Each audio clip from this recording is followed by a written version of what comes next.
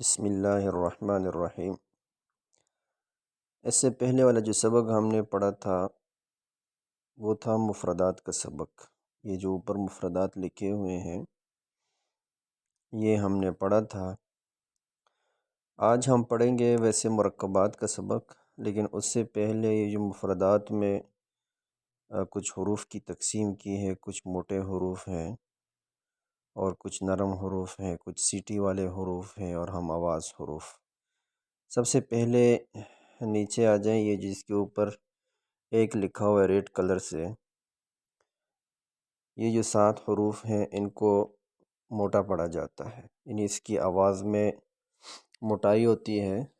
اس کا مجموعہ جو ہے وہ خص قز ہے، یہ اس کا مجموعہ ہے۔ اگر کوئی یاد کرنا چاہے تو ان کو یاد کریں تو یاد ہو جائے گا۔ اس طرح خوا ہے، خوا، تو خوا کو اگر ہم باریک پڑھیں گے تو خا، اگر موٹا پڑھیں گے خو، تو یہ سب کے سب حروف ہے۔ صاد، صاد نہیں صاد، اسی طرح ضاد، ضاد نہیں ضاد، اور طا، طا کو آپ باریک پڑھ سکتے ہیں لیکن باریک پڑھنا یہ باریک حروف میں سے ہے نہیں۔ اس طرح کوئی پڑھتا ہے طا تو یہ باریک ہے، تو یعنی منہ میں آواز پھیل جائے۔ ضا، غین، غین، قاف، تو یہ جتنے بھی حروف ہیں 7 حروف یہ موٹے حروف ہیں۔ اس کے بعد ہے نرم حروف جن کے بولنے میں بالکل نرمی ہوتی ہے، جیسے سا، یہ میں نے پہلے بھی بتایا تھا، سا، ذال، ظا، ظا۔ اس کے بعد 3 حروف ہیں سیٹی والے حروف، اس میں سیٹی کی طرح آواز ہوتی ہے، یعنی تیز۔ ز، سین، صاد، دیکھیں وہ پڑھنے سے پتہ چل جاتا ہے کہ اس میں سیٹی کی آواز ہے۔ اور نیچے جو 4 لکھا ہوا ہے اس کے نیچے ہم آواز حروف ہے، یعنی ان کی آواز جس طرح تا، طا، بالکل دونوں کی آواز ایک ہے۔ ذال، ز، ضاد، ظا، ث، سین، صاد، ح، ہ، عین، حمزہ، قاف، کیف۔ اچھا، ابھی ہم پڑھتے ہیں مرکبات۔ مرکبات سے مراد یہ جو جتنے بھی حروف ہم نے پڑھے ہیں ان کو اگر ملا کر پڑھیں تو اس کی ہمیں پہچان ہو، کیونکہ آگے جو قرآن ہم پڑھیں گے تو ظاہری بات ہے قرآن تو مفردات سے نہیں بنا ہوا، اس میں تو مرکبات ہیں۔ تو لہٰذا دیکھیں یہ مرکبات ہیں، اور سب سے پہلے شروع کرتے ہیں الف، پھر اس کے بعد ہے لام الف، پھر لام الف، پھر با الف، لام الف۔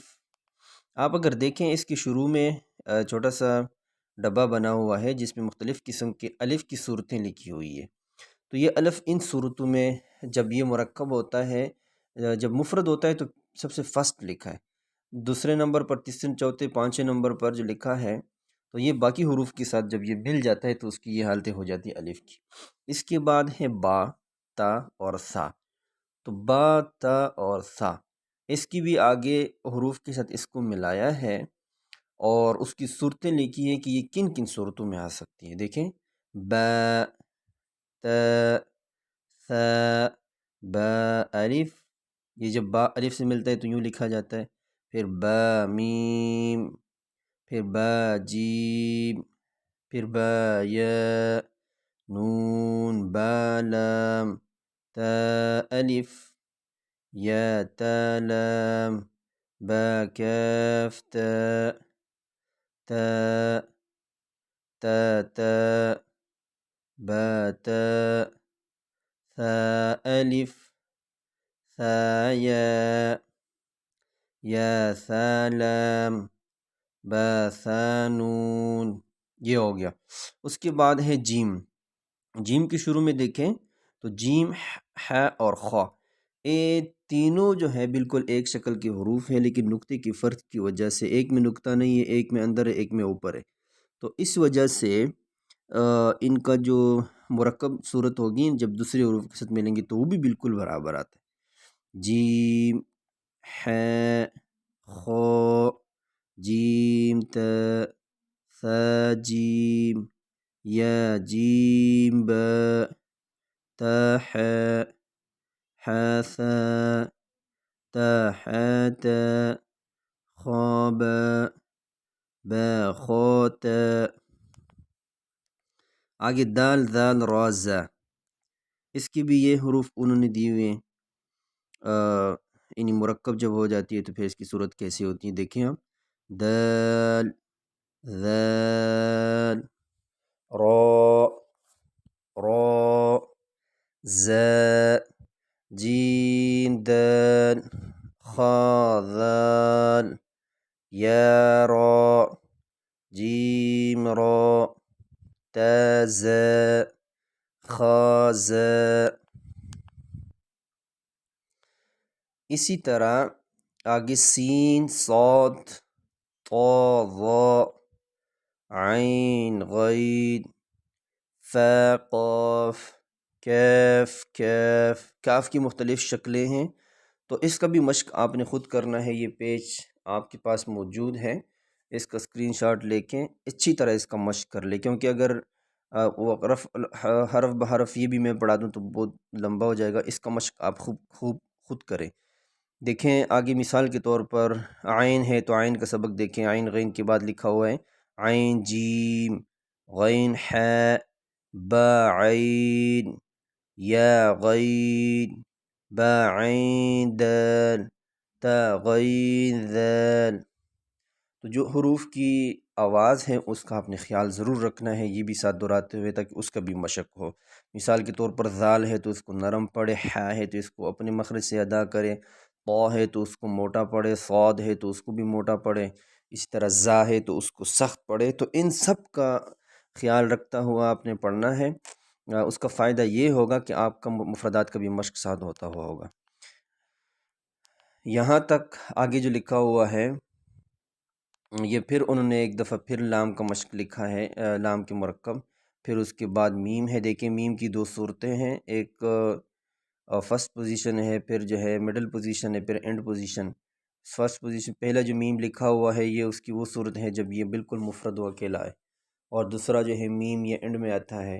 اور تیسرے نمبر پر مطلب ادھر لکھا تو نہیں ہوا اینڈ والا، یہ جو بیچ یہ دوسرے نمبر پہ لکھا ہوا ہے یہ اس کی اینڈ پوزیشن ہے، یعنی اس کے آخر میں جو میم درمیان میں میم آئے گا تو وہ کیسے ہوگا.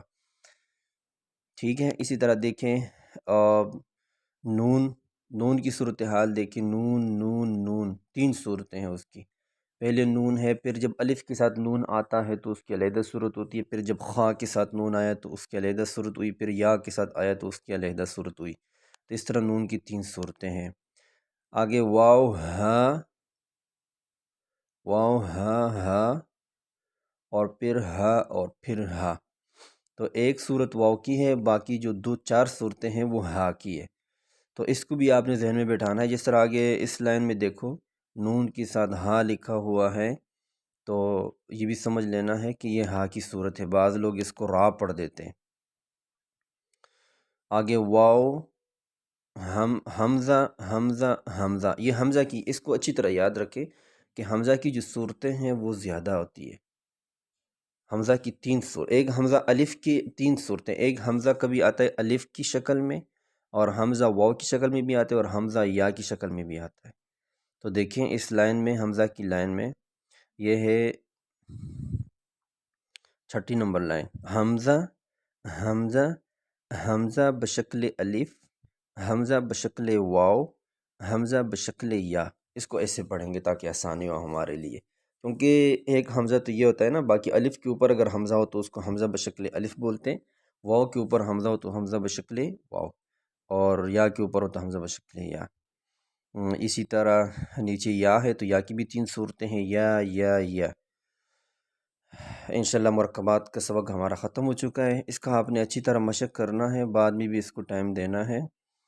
اور اگر کوئی مشکل ہے یا سمجھ میں نہیں آتا یا حروف کے مخارج سمجھ میں نہیں ہے تو بے شک آپ پوچھ سکتے ہیں، کوئی مسئلہ نہیں. جزاکم اللہ خیرہ.